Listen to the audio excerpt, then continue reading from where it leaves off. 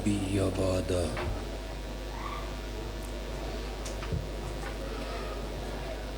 وعلى آله وأصحابه الذين أوفوا عهده.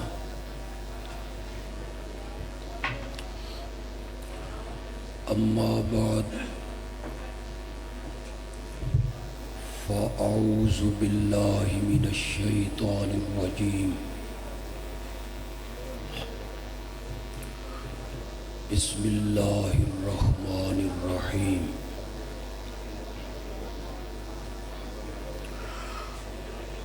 إن الله وملائكته يصلون على النبي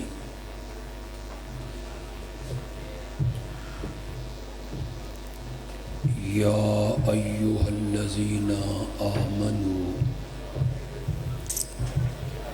صلوا عليه وسلموا تسليما.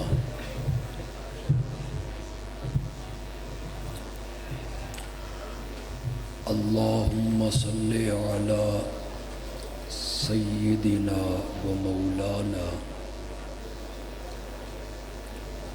محمد النبي الأمي وعلى آله وأصحابه وبارك وسلم ثم صل عليه.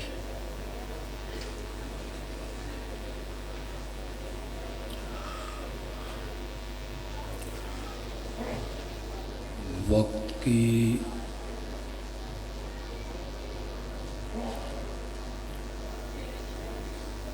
قلت کے باعث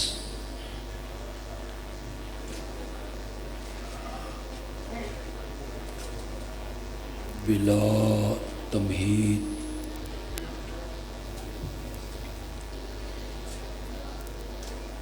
اپنی گفتگو کو شروع کرنا چاہوں گا.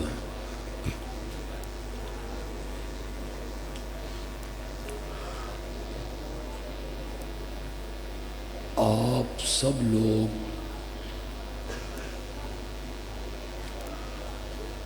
تعلیم یافتہ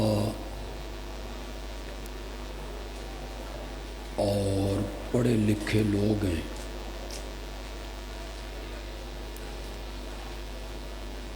مجھے آپ کو یہ بات سمجھانے میں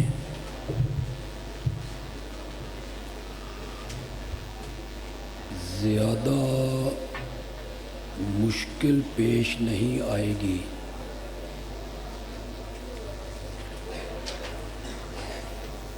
کہ کوئی مصنف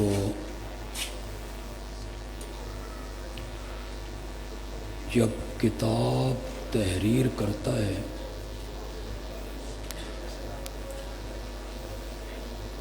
تو اس کے کتاب لکھنے کا کوئی نہ کوئی مقصد ضرور ہوتا ہے.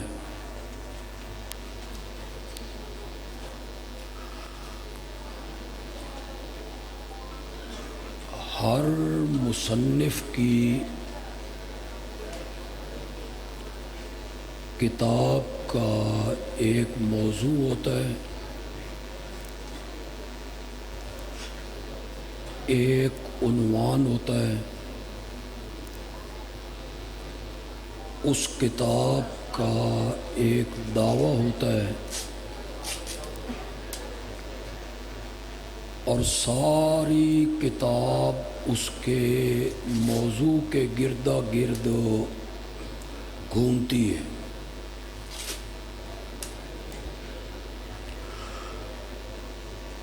وہ کوئی واقعہ تحریر کرتا ہے تو اس کا تعلق کتاب کے موضوع کے ساتھ ہوتا ہے. کوئی شعر لکھتا ہے تعلق اس کے موضوع کے ساتھ ہوتا ہے، کوئی حکایت لکھتا ہے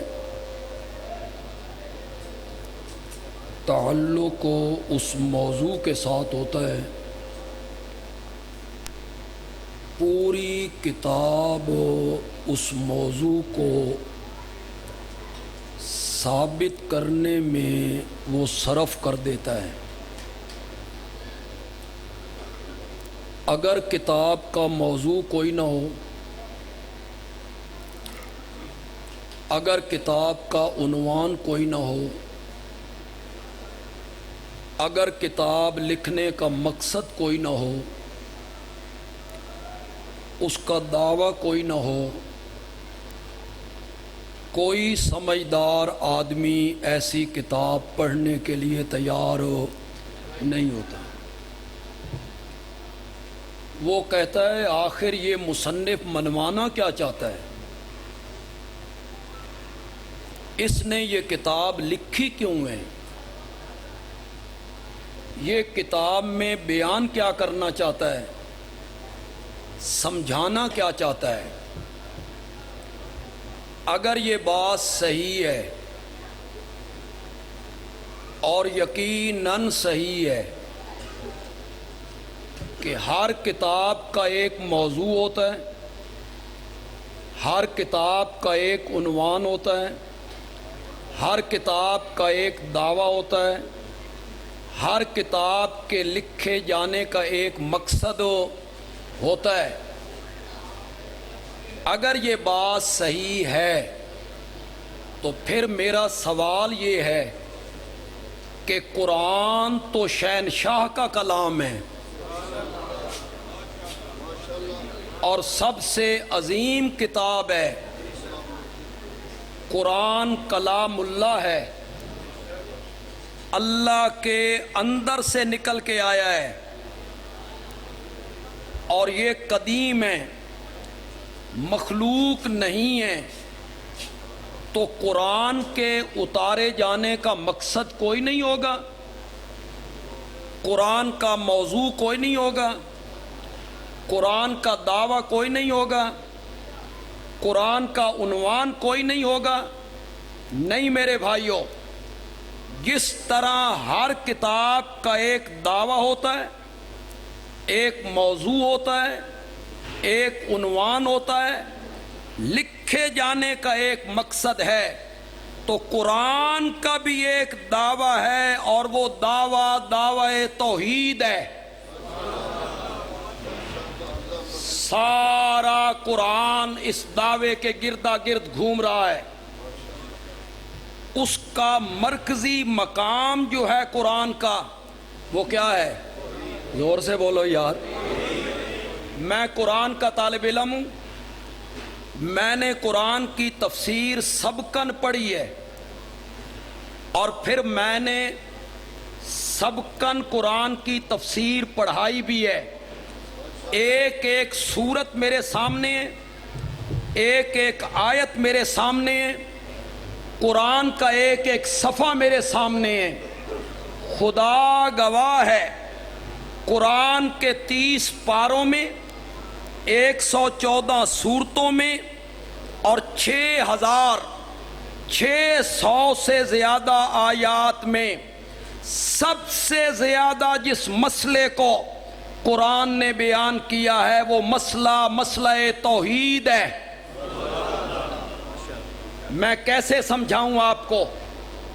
آپ اہل علم لوگ ہیں، علماء میرے ارد گرد ہیں، آپ میں بھی علماء موجود ہوں گے۔ کیا قرآن نے انبیاء کی رسالت کو بیان نہیں کیا؟ زور سے بولیے۔ کیا قرآن نے میرے آقا کی نبوت کو بیان نہیں کیا؟ کیا قرآن نے ختم نبوت کو بیان نہیں کیا؟ کیا قرآن نے قیامت کا ذکر نہیں کیا؟ کیا قرآن میرے نبی کے یاروں کی تعریفیں نہیں کرتا؟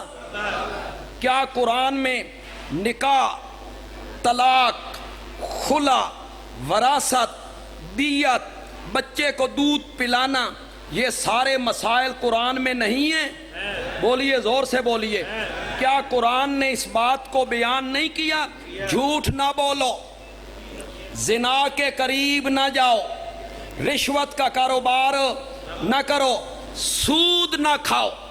قرآن نے جنت کا ذکر کیا، جہنم کا ذکر کیا، اولیاء اللہ کا ذکر کیا، پھر شہداء کا ذکر کیا۔ کتنے مضمون میں ذکر کر سکتا ہوں؟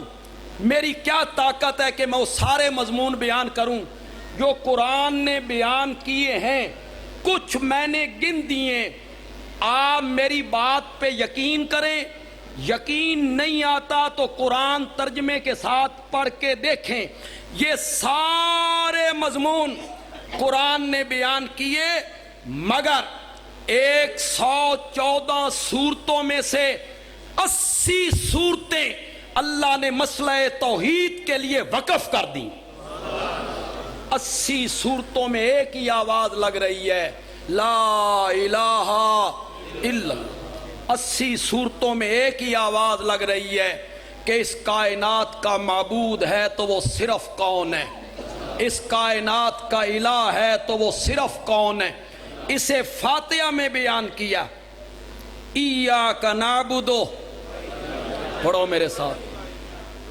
جب دھرتی پر اللہ کی توحید بیان ہوتی ہے نا، اللہ فرشتوں میں بیٹھ کے خوشی کا اظہار کر رہا ہوتا ہے، تو پھر پڑھو نا، اللہ آپ پر بھی فخر کریں کہ میرے بندے میری وحدانیت کو بیان کر رہے ہیں۔ اس دعوے کو پہلے فاتحہ میں بیان کیا، ایاک نعبد و ایاک نستعین۔ پھر اس کو سورۃ بقرہ کی آیت نمبر 21 میں بیان کیا، یا ایھا الناس اعبدوا ربکم۔ پھر اسے دوسرے پارے میں جا کے بیان کیا، الہکم الہ واحد۔ پھر اسے آیت الکرسی کی ابتدا میں بیان کیا، اللہ لا الہ الا ہو۔ پھر اسے سورۃ ہود کی ابتدا میں بیان کیا، کتاب احکمت آیاتہ ثم فصلت من لدن حکیم خبیر۔ کتاب احکمت آیاتہ، یہ عظیم الشان کتاب ہے جس کی آیتیں بڑی محکم ہیں۔ میرے پاس وقت ہوتا تو میں تفصیلی گفتگو کرتا۔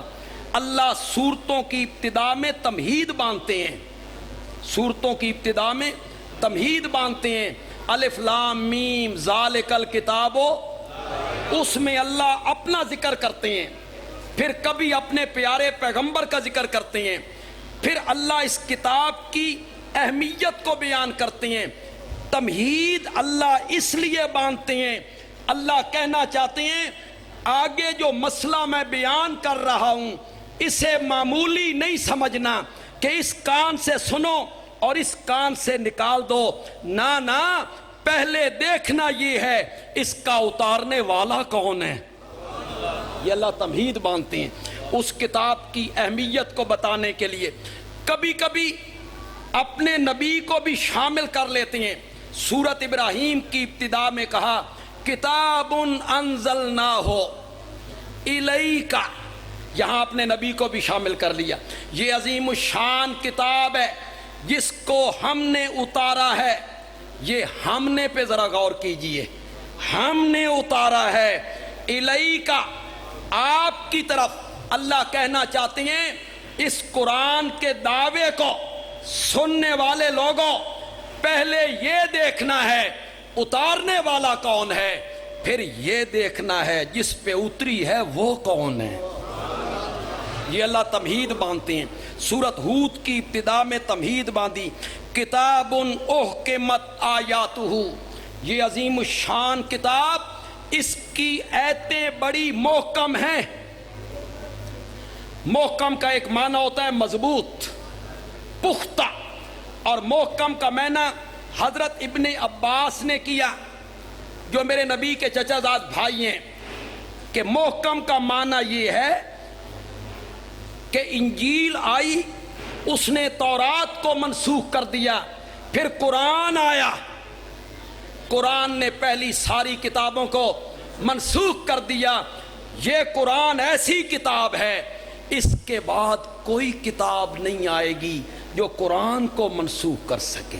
پھر ایک قول ان کا یہ ہے یہ باہمی تناقض سے پاک ہے, اس کی آیتوں کے مابین تناقض اختلاف کوئی نہیں. قرآن کہتا ہے احکمت آیاتہ, اس کی آیتیں بڑی محکم ہیں, ثم فصلت, پھر یہ الجھی ہوئی ڈور بھی نہیں جس دا سرا نہ لبے, پھر یہ کوئی مہمہ بھی نہیں جو حل نہ ہوتا ہو. ثم فصلت, پھر ہم نے اس کو کھول کھول کے بیان کیا ہے, پھر ہم نے اسے کھول کھول کے بیان کیا ہے, ایسے وضاحت کے ساتھ بیان کیا. ایک جگہ پہ کہا میرے سوا جن کو تم پکارتے ہو لن یخلقوا ذبابا, جو معنی سمجھ گیا وہ تو سبحان اللہ کہو یار. ذبابن کا کیا میں نے, اللہ نے فرمایا, توجہ ہے آپ کی, کہوں ایک بات, مجھے میرے ساتھ کن کو شریک کرنے لگے ہو, کن کو کرنیاں بھرنیاں والا اور کرما فضلہ والا کہنے لگے ہو, کن کو کھوٹی قسمتیں کھری کرنے والا کہنے لگے ہو, کن کو غریب نواز اور لجپال کہنے لگے ہو جو مکھی نہیں بنا سکتے. لن یخلقوا ذبابا,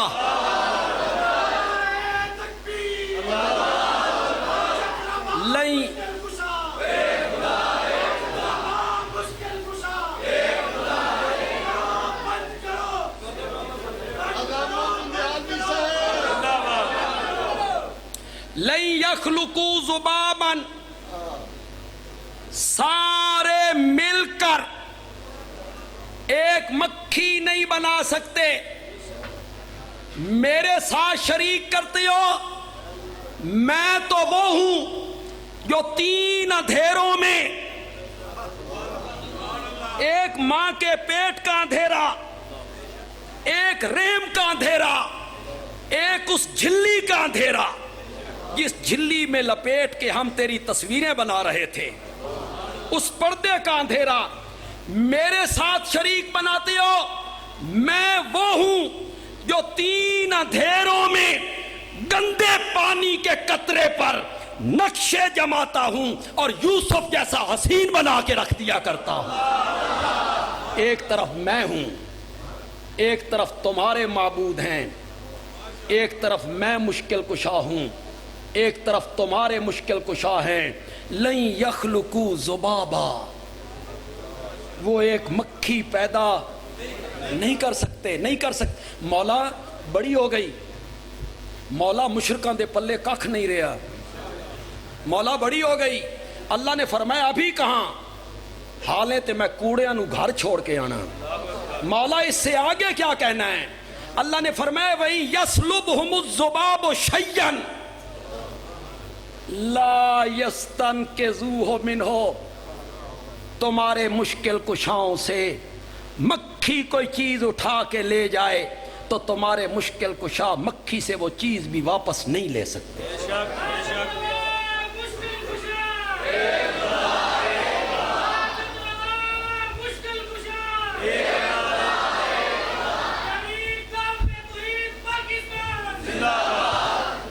میرے بھائی یہ معنی سمجھ کے نعرہ مارے, میں نے تو معنی ہی غلط کی ہے. یہ معنی نہیں ہے, یہ معنی نہیں ہے اس کا. آپ نے سبحان اللہ کہہ دیا, مکھی لے جائے نا, یسلب سلب کرنا, تمہارے مشکل کشاؤں سے مکھی کوئی چیز چھین کے لے جائے. لاہوری آدن کھو کے لے جائے, ساڑھے میاں علی آدن کھس کے لے جائے, کھس کے لے جائے. اردو میں کہیں چھین کے لے جائے. کیسے سمجھاؤں آپ کو؟ یہ میرا رومال ہے, یہ حضرت لینا چاہتے ہیں، میں دے دوں، میری مرضی ہے، ٹھیک ہے. یہ چھیننا چاہتے ہیں. چھیننے کا کیا مطلب ہے؟ ادھر سے انہوں نے پکڑا، ادھر سے میں نے پکڑا، انہوں نے زور لگایا، میں نے اپنی طرف زور لگایا، یہ طاقتور تھے. چھین کے لے گئے. جڑا کھس لے بھی نا او طاقتور ہوندا ہی. اللہ نے فرمایا تیرے مشکل کشا ایڈے کمزور ہیں، مکھیاں بھی انہاں کول چھیاں کھس کے لے جاندیاں نہیں.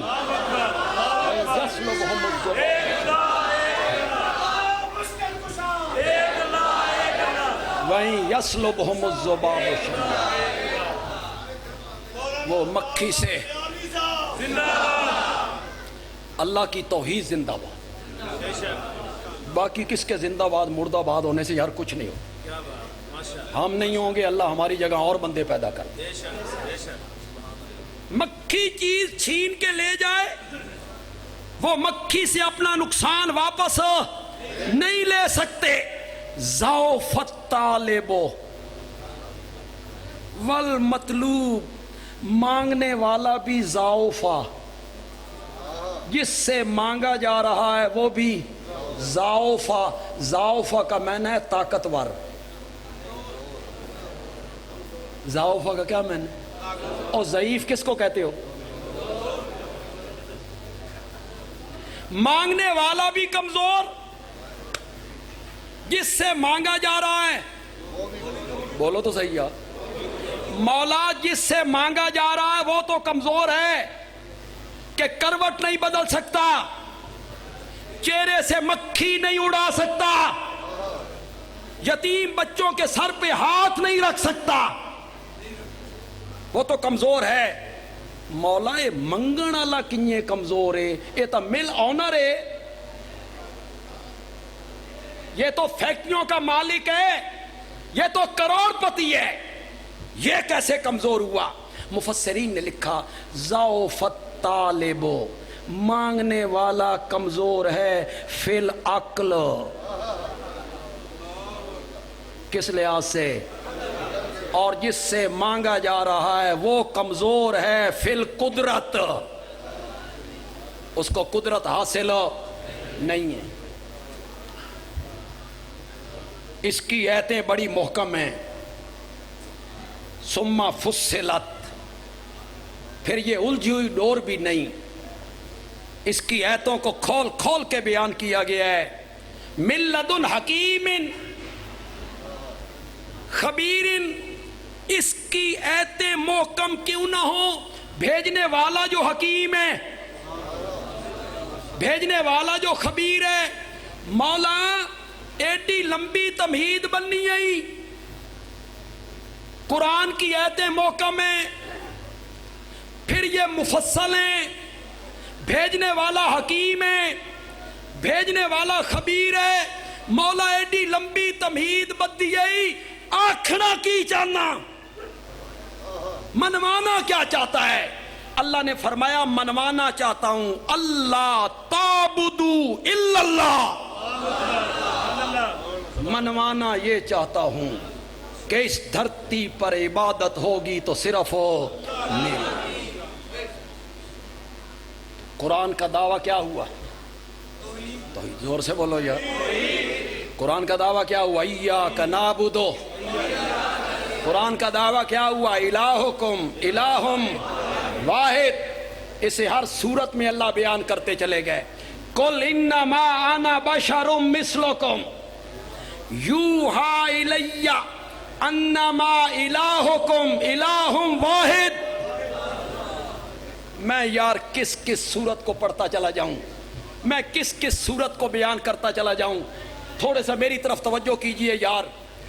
جب اللہ آخری صورت پہ پہنچے نا، سورۃ الناس پہ، اللہ نے فرمایا یاد ہے، یاد ہے پہلی صورت میں ہم نے کہا تھا ایاک نعبد و ایاک نستعین. ہن سارا قرآن پڑھ آیا، آخری صورت پہنچ گیا. آج پھر ہم تجھے کہنا چاہتے ہیں کل اعوذ برب الناس مالک الناس الہ الناس. اس ساری کائنات کا اور لوگوں کا الہ اور معبود ہے تو وہ صرف کون ہے؟ یہ قرآن کا دعویٰ ہے، یہ قرآن کا مرکزی مقام ہے. سارا قرآن اس کے گردا گرد گھوم رہا ہے. دیکھیں، اگر میں آپ کو 15 منٹ میں پورے قرآن کی سیر کروا دوں، آپ کو سمجھ آ جائے قرآن ہے کیا، قرآن کا دعویٰ کیا ہے. میں الہ مولا ڈنڈے دے زور نال منوانا ہی، زبردستی منوانا ہی، جبر سے منوانا ہے. فرمایا نہیں، منوا سکتا ہوں، تو مجھے چھوڑ کے کسی اور طرف جا میں تیری ٹانگیں توڑ دوں. منوا سکتا ہوں.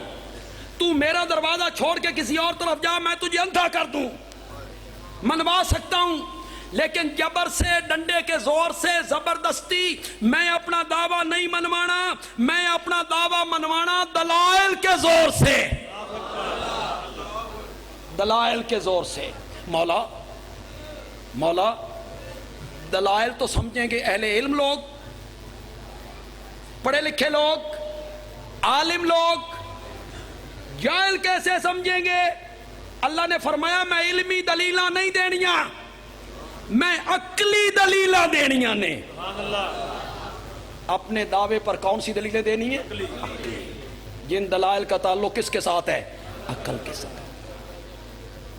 آؤ اس کا ایک نمونہ آپ کو دکھاؤں، پھر آپ قرآن پڑھتے چلے جائیں، آپ کو جگہ جگہ یہ دلیلیں ملتی چلی جائیں گی، جگہ جگہ یہ دلیلیں ملتی چلی جائیں گی. وہ دلیلیں ساری کیا ہیں؟ چلو میں پہلے ایک بات آپ سے پوچھ لیتا ہوں. میں اچھا گمان کرنے والا خطیب ہوں، سامعین کے متعلق میں اچھا گمان رکھتا ہوں. میرا گمان آپ کے متعلق یہ ہے کہ آپ سب کو ناظرہ قرآن پڑھنا آتا ہوگا. آگے پیچھے آپ نہ پڑھیں تو رمضان میں تو ضرور پڑھتے ہو. جب آپ ناظرہ قرآن پڑھتے ہیں اس میں آپ ایک لفظ پڑھتے ہیں الارض. کیا معنی ہے؟ السماء. بولتے جاؤ بولتے جاؤ، پڑھے لکھے لوگ میرے سامنے. آتا ہے قرآن میں السماء، الشمس، القمر، الکواکب، اللیل، النہار، البحر، البر، الغمام. پڑھتے ہو. اے اللہ تو ان کہانیاں سناندا، یہ اللہ تمہیں قرآن میں کہانیاں سنا رہا ہے. زمین، آسمان، پہاڑ، بادل، سورج، چاند، یہ کہانیاں سنا رہا ہے اللہ آپ کو. یہ سب عقلی دلیلیں ہیں. اللہ کہنا چاہتی ہیں اس کائنات کا الہ اور معبود صرف میں ہی ہوں. اس کی دلیل یہ ہے کہ چلتے ہوئے پانی پر زمین کو میں نے بچھایا ہے. اس کی دلیل یہ ہے بغیر ستونوں کے آسمان کی چھت میں نے کھڑی کی ہے. اس کی دلیل یہ ہے سورج کو تمازت میں نے بخشی ہے. اس کی دلیل یہ ہے چاند کو ضیاء پاشی میں نے عطا کی ہے. اس کی دلیل یہ ہے ستاروں کو جگمگانا میں نے سکھایا ہے. کبھی تو نے راتوں کا بڑا ہونا، دنوں کا چھوٹا ہونا، دنوں کا بڑا ہونا، راتوں کا چھوٹا ہونا نہیں دیکھا؟ جو ہستی یہ سب کچھ کر رہا ہے الہ اور معبود بھی. یہ سب کون سی دلیلیں ہیں؟ زور سے بولو یار.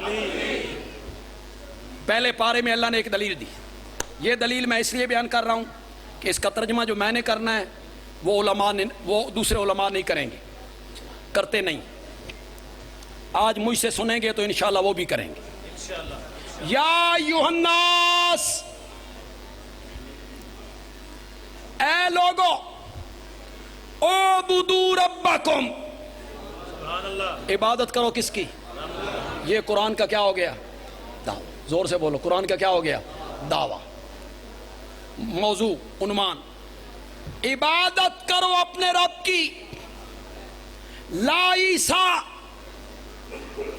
ولا مریم ولا ابراہیم ولا عزیر، حضرت عیسیٰ کی عبادت نہیں کرنی، حضرت موسیٰ کی عبادت نہیں کرنی، حضرت ابراہیم کی عبادت نہیں کرنی، فرشتوں کی عبادت نہیں کرنی، صرف میری عبادت کرو.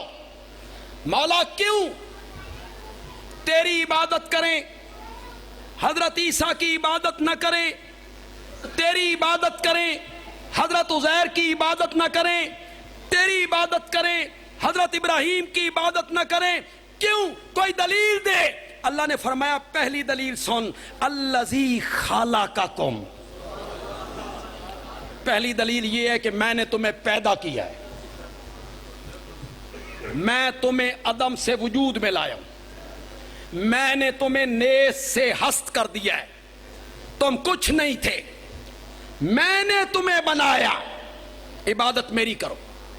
پھر جب اللہ عقلی دلیلیں شروع کرتے ہیں نا تو قرآن میں اللہ عقلی دلیلوں کی بارش برسا دی. مولا بڑی دلیل ہے، آکے راہ اشارہ کافی است. عقل مند کے لیے اشارہ کافی ہوتا ہے. تو ہی معبود ہے، اس لیے کہ خالق تو ہے، ہمیں بنایا تو نے. مولا بڑی دلیل ہے. فرمایا ابھی کہاں، ابھی تو میں نے دلیل کو آگے بڑھانا ہے. والذین من قبلکم، اور جو تم سے پہلے ہوئے ہیں ان کو بھی میں نے بنایا ہے. سارے مفسرین لکھتے ہیں، تمام مفسرین، یہ من قبلکم کون ہے؟ تمہارا باپ. من قبلکم کون ہے؟ تمہارا دادا. من قبلکم کون ہے؟ تمہارا پردادا. من قبلکم کون ہے؟ تمہاری ماں، نانی، نانا. تمہیں بھی میں نے بنایا اور تمہارے بڑوں کو بھی میں نے بنایا. جس عالم کی طرز پہ ہم نے قرآن کی تفسیر پڑھی اسے لوگ رئیس المفسرین مولانا حسین علی کے نام سے جانتے رحمت اللہ علیہ. انہوں نے کیا معنی کی؟ یار مجھے تقریر کر لینے دے، بعد میں کر لیں گے یار، بعد میں کر لیں گے، کون نہیں بعد میں. یار لوگوں کی توجہ بٹتی ہے نا، پھر ذرا میری بھی توجہ بٹ جاتی، بعد میں کر لیں گے، مہربانی. سناؤں معنی من قبلکم کا؟ زور سے بولو. جو آپ میں توحید کے پرستار موجود ہیں نا، 7 دن تک لذت آتی رہے گی انشاءاللہ، اس معنی کی لذت آتی رہے گی. اللہ نے کہا عبادت میری کرو، حضرت عیسیٰ کی نہیں، مائی مریم کی نہیں، حضرت ابراہیم کی نہیں. مولا کیوں؟ فرمایا اس لیے کہ تمہیں بھی میں نے پیدا کیا. والذین من قبلکم، اور میرے سوا جن کو تم پوچھتے پھرتے ہو ان کو بھی میں نے پیدا کیا ہے، میں نے پیدا کیا. حضرت عیسیٰ کو بھی میں نے پیدا کیا، حضرت عزیر کو بھی میں نے پیدا کیا، فرشتوں کو بھی میں نے بنایا ہے. لات منات عزا کا خالق بھی میں ہوں، تمہارے مشکل کشاؤں کو بھی میں نے بنایا ہے، لہذا عبادت میری.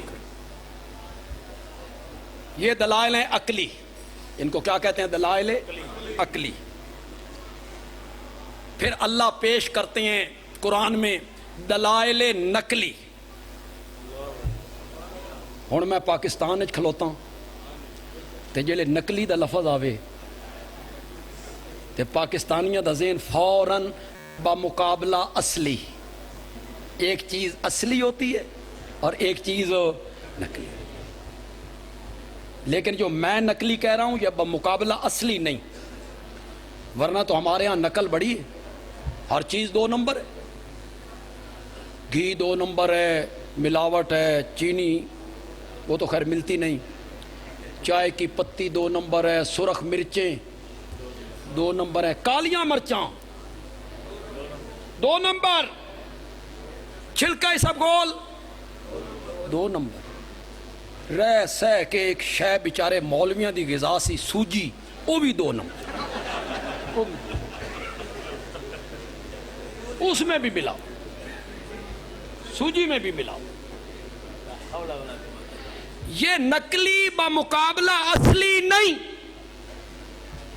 یہ نقلی ہے نقل کرنے سے. نقل کرنا او جڑا کمرہ امتحان چھوڑ ہک دوے دی نقل لاندے,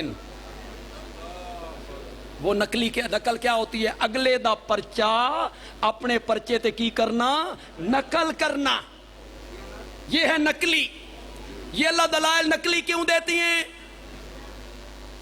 جب تحریک توحید کے لوگ چوکوں میں جا کے کہتی ہیں مشکل کشا حاجت روا ایک اللہ ہے, اللہ کے سوا کوئی نہیں, تو عام سننے والا طبقہ کہتا ہے ایک غلطی اساں پہلے کدی نہیں سنی. ما سمینا بہذا فی الملت الآخرہ. بڑے بڑے مولوی سنے, بڑے بڑے پیر سنے, بڑے بڑے خطیب سنے, ایک گل نہیں سنی. نبی پاک سے بھی کہا ما سمینا, اے جڑی گل تو کرنا نا لا الہ الا اللہ علی, اے اساں پہلی ملت کدی نہیں سنی. اللہ پھر قرآن میں غور کرنا, میں بہت سارا حصہ آپ کو سمجھا کے جا رہا ہوں. اللہ پھر قرآن میں حضرت نوح کی بات کو نقل کرتے ہیں, حضرت موسیٰ کی بات کو نقل کرتے ہیں, حضرت ابراہیم کی بات کو نقل کرتے ہیں, حضرت یوسف کی بات کو نقل کرتے ہیں, حضرت زکریا کی بات کو نقل کرتے ہیں, حضرت عیسیٰ کی بات کو نقل کرتے ہیں. اللہ بتانا چاہتے ہیں جو دعویٰ میرا نبی پیش کر رہا ہے یہ دعویٰ کوئی نیا دعویٰ نہیں ہے. حضرت نوح نے بھی قوم کے سامنے یہی بیان کیا. وَلَقَدْ أَرْسَلْنَا نُوحًا إِلَىٰ قَوْمِهِ قَالَ يَا قَوْمِ اعْبُدُوا اللَّهَ مَا لَكُم مِّنْ إِلَٰهٍ. اس کو کیا کہیں گے؟ دلائل. زور سے بولو یار. اللہ نبیوں کی بات کو نقل کر دیتی قرآن میں, اللہ فرشتوں کی بات کو نقل کر دے, اللہ تورات کی بات کو نقل کر دے. علماء کے لیے کہوں گا, آپ کو تو شاید سمجھنا ہے. تورات کی بات نقل کی, وَلَقَدْ آتَيْنَا مُوسَى الْكِتَابَ وَجَعَلْنَا هُدًى لِبَنِي إِسْرَائِيلَ. کیا کہا تھا جی تورات میں؟ اللہ تتخذوا من دونی وکیلا. تو ہم نے تورات میں بھی یہی بیان کیا تھا. اللہ نبیوں کی بات کو نقل کرتے ہیں, فرشتوں کی بات کو نقل کرتے ہیں. کتنے لوگ میری بات کو سمجھ پائیں گے؟ سبحان اللہ بتائے گی. اللہ جنات کی بات کو نقل کرتے ہیں. سبحان اللہ. تے جے رب نو پسند آ جائے نا توحید دی گل, اللہ حدود پرندے دی گل بھی نقل کر چھڑ دینے. سورۃ نمل میں نقل کی, اس نے بھی سلیمان کے دربار میں کھڑے ہو کے توحید بیان کی, مسئلہ الہ بیان کیا تھا. الہ کی 2 صفتوں کا ذکر کیا تھا. متصرف الامور بھی اللہ ہے, عالم الغیب بھی. حضرت سلیمان نے اس سے کہا تھا جتنے تم اس تحریک کے ساتھ وابستہ لوگ ہو بڑے خوش قسمت ہو یار. یہ توحید کا موضوع بڑا خوبصورت موضوع ہے. اگر بندیالوی کا استدلال آپ کو پسند آ جائے, بندیالوی نے اچھا استدلال کیا ہے. حضرت سلیمان نے تو حدود سے پوچھا تھا بھی کدے گیا سائیں, کہاں تھا تو؟ اس نے بتایا میں قوم سبا کے پاس گیا تھا, ایک عورت حکومت کرتی ہے اور وہ سورج کے پرستار ہے. اس کو پوچھتے ہیں, گل ختم ہو گئی, گل ختم ہو گئی. حضرت سلیمان دی گل ختم ہو گئی نا. آپ سورۃ نمل اس سے آگے پڑھیں. حدود نے توحید کے عنوان پر سلیمان کے دربار میں تقریر شروع کر دی. تقریر شروع کر, کیا کہتا ہے؟ اس اللہ کا سجدہ کیوں نہیں کرتے جو زمین و آسمان کی چھپی ہوئی چیزیں باہر نکال دیتا ہے, یعنی متصرف ہے, قادر ہے. اس اللہ کی پوجا کیوں نہیں کرتے جو ان باتوں کو بھی جانتا ہے جو ظاہر کرتے ہیں, ان باتوں کو بھی جانتا ہے جو چھپاتے ہیں, یعنی عالم الغیب بھی اس کی عبادت کیوں نہیں کرتے؟ کون تقریر کر رہا ہے میرے ذہن میں کون تقریر کر رہا ہے؟ زور سے بولو. کس جگہ؟ حضرت سلیمان بیٹھے ہیں, وزیر, مشیر, پارلیمنٹ کے ممبر, سارا دربار سجا ہوا ہے. حدود نے توحید پہ تقریر شروع کی.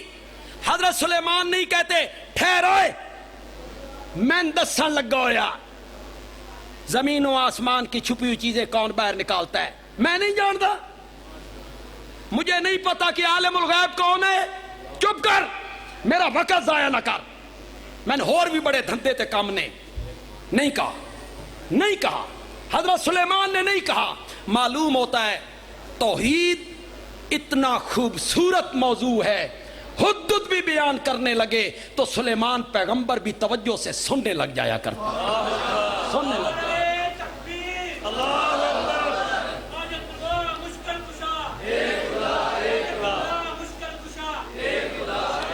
عام میں, ایک منٹ میرے پاس یار وقت بڑا تھوڑا ہے, عام میں جو لوگ ایسے بیٹھے ہیں کہ صبح کی نماز ہوئی, عشاء کی نماز ہوئی, امام صاحب نے, خطیب صاحب نے درس کے لیے قرآن کھولا تو ساں جتیاں چک کے کیوں اسی جماندرو اہل حدیث ہاں تے اے سارے مسئلے اساں سن پتہ عالم الغیب کون ہے, سن پتہ مختار کل کون ہے. ایو بیان کرنا نے نا بھئی قادر قدیر اللہ ہے, اے اساں سنے ہویا. حضرت سلیمان نے نہیں سنا ہوا تھا, نہیں سنا ہوا تھا. یہ جو تم کہتے ہو نا قرآن نو کنڈ دیونا بڑا گناہ ہے, اگر بغیر کسی کام کاج کے تم درس قرآن چھوڑ کے جاتے ہو نا, یہ ہے قرآن نو کنڈ دینا. یہ اصل میں قرآن کو پیس دینا. کوئی کام ہو ضروری جائیں آپ, لیکن گھر جا کے سو جانا ہے, موبائل سے کھیلنا ہے آپ نے, تو پھر آپ قرآن کو پیٹ دے کر جا رہے ہیں. تو کتنے دلائل ہو گئے, عقلی اور دو دلائل. اللہ نقل کرتے ہیں پہلے نبیوں کی باتوں کو اپنے دعوے کو ثابت کرنے کے لیے. میرا دعویٰ کوئی نیا دعویٰ نہیں. ایک دلیل اللہ دیتے ہیں, دلیل وحی. بس یہ میری تقریر کے آخری الفاظ ہیں. دلیل وحی کا مطلب ہے میرے نبی نال کیوں لڑتے ہو, میرے نبی کو سائر کذاب مجنون کیوں کہتے ہو, میرے نبی کا راستہ کیوں روکتے ہو. میرا نبی جو کچھ کہہ رہا ہے اپنی طرف سے کہہ رہا ہے نہیں, یہ میری وحی سے کہہ رہا ہے. قل انما انا بشر مثلکم یوحا الیہ, میری طرف وحی کی جاتی ہے, انما الہکم الہم. اللہ تعالیٰ عمل کی توفیق عطا فرمائے. وما علیہ